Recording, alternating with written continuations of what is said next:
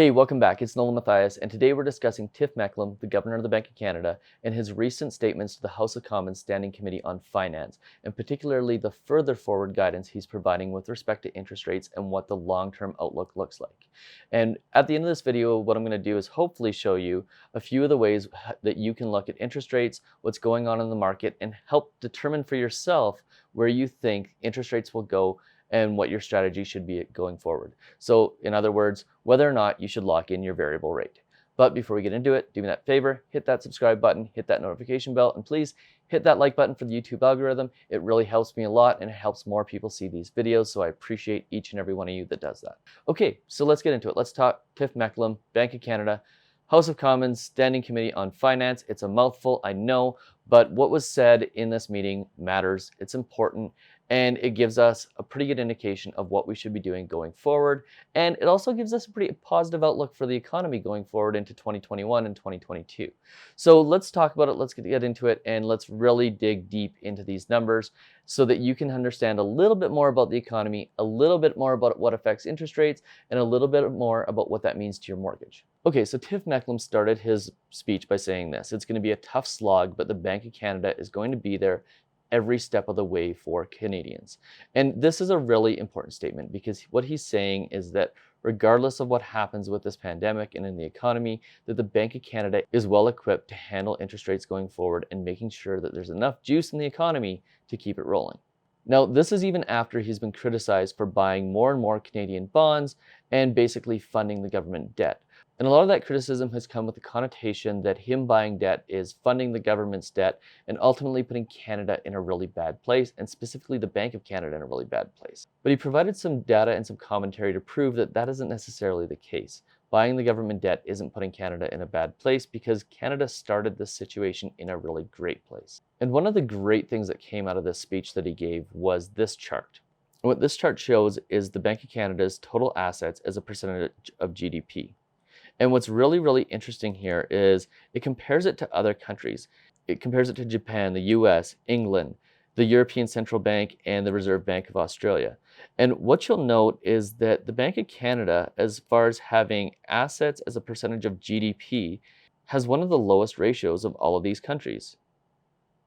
In fact, the only one that is lower is Australia's. And the reason for this is because Canada's central bank went into this pandemic having the lowest ratio of assets as a percentage of GDP. So in other words, they own less bonds as a percentage of GDP than any other country in the world, or at least any of the major Western countries.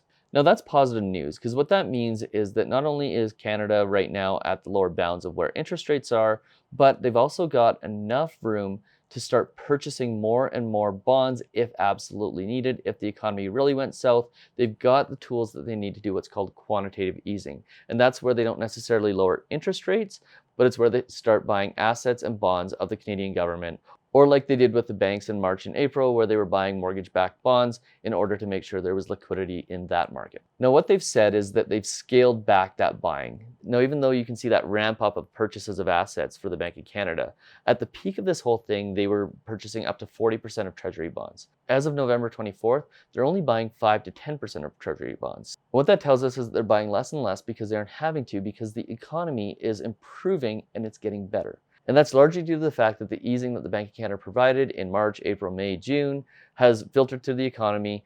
Businesses have opened back up, and things, while not back to normal, are certainly better than they were. In fact, employment's back up to 80% of what it was prior to the pandemic starting, which is a really good thing. That's really good news. What's even better news is this statement, and I'm going to read it directly off my computer here.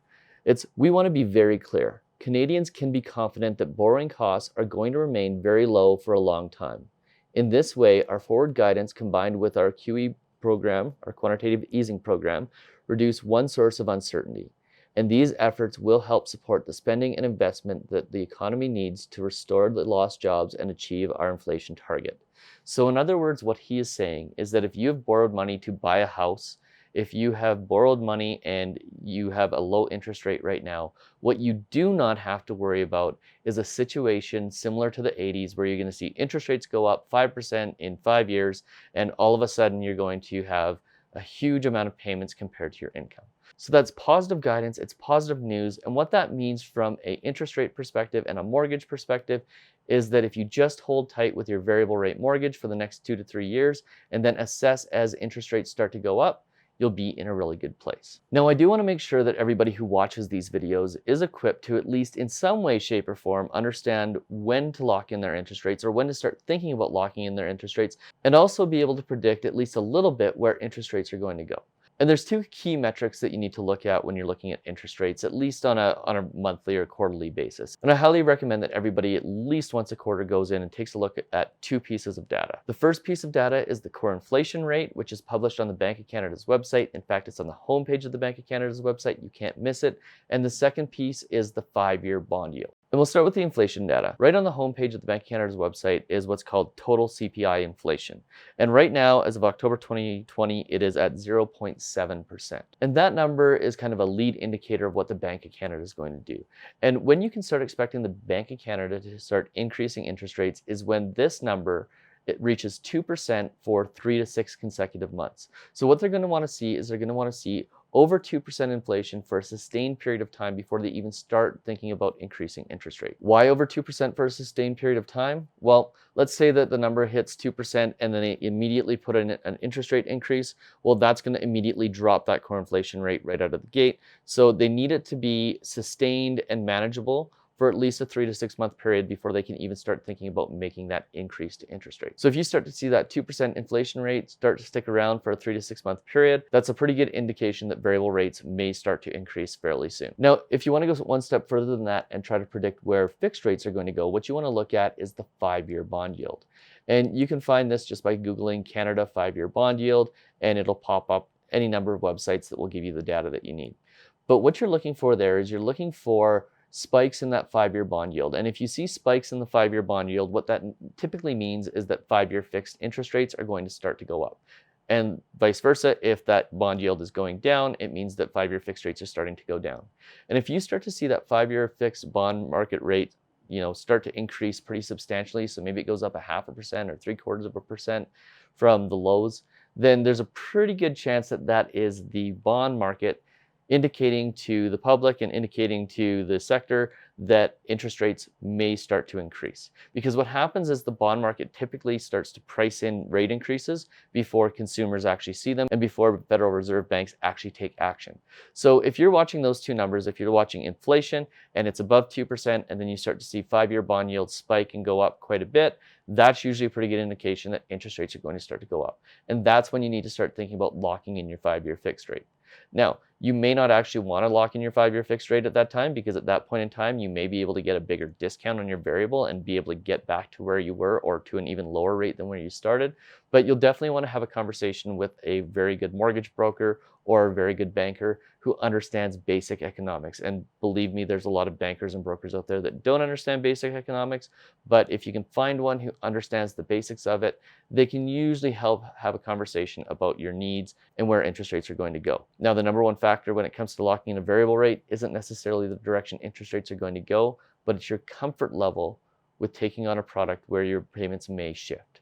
And for the most part, regardless of what happens, if you're in a variable rate, you're almost always going to win over a fixed rate. But what it really comes down to is payment planning and knowing that you can maybe take a little bit of an increase in payments. And if you can't, then a 5-year fixed is probably going to be the right thing for you at that time. But again, like I've said in other videos, and I'll link them up here, is for the most part, variable is your best bet for the next 2 to 3 years. It will help you extend your low rate runway for at least 5 to 8 years.